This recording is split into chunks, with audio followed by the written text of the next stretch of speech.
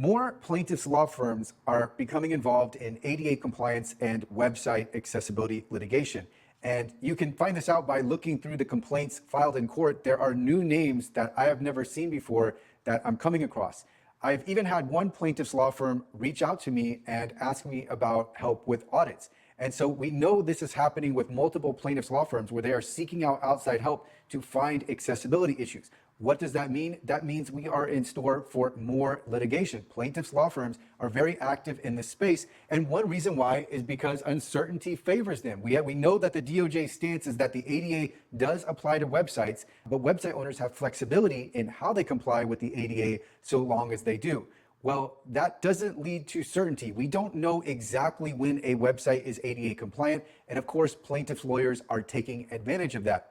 And then we also have an asymmetry that exists that extremely favors the plaintiffs' law firms, because for a plaintiffs' law firm with the infrastructure to initiate litigation, litigation is just a part of doing business. But for defendants, litigation is a major disruption in what they're doing and a significant cost. And of course, that's why we see so many settlements. But again, this is a highly favorable landscape for plaintiffs' law firms. And so what happens is, I can't help most people because most people only become concerned with ADA compliance. Most people only become concerned with ADA compliance for websites when they are sued. And so that is very problematic. And I've heard people will say, I've never heard of this. And some people think that it will never happen to them because this is something that only large corporations are sued over. No, it's actually, and many times we see small businesses that are sued over website accessibility and small businesses that really can't afford to be sued over website accessibility. And then we also know that overlay widgets don't prevent litigation. And of course, they don't make websites accessible, but many people fall under this law because they think that they've installed an overlay widget and that's going to prevent litigation. That's going to make their website accessible, and it doesn't. So website owners they're in a spot where they need to be proactive to prevent litigation.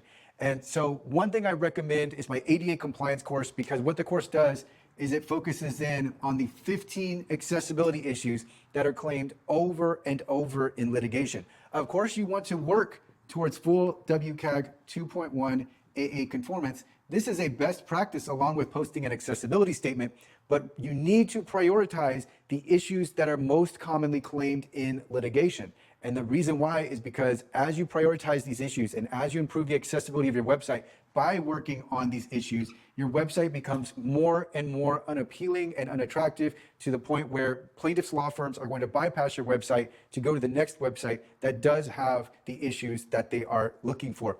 So prioritize the 15 issues, because then you can reduce your risk of litigation as you are working on accessibility. And as I mentioned, this is what my ADA compliance course is designed for. It's step-by-step instructions that tell you how to find and fix these issues.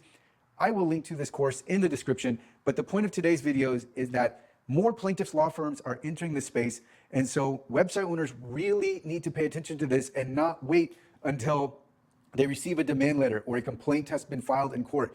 You need to be proactive, or else after the fact, it becomes much more expensive and much more costly, and you'll want to preempt and avoid litigation altogether. So start working on accessibility now, and I will provide resources in the description.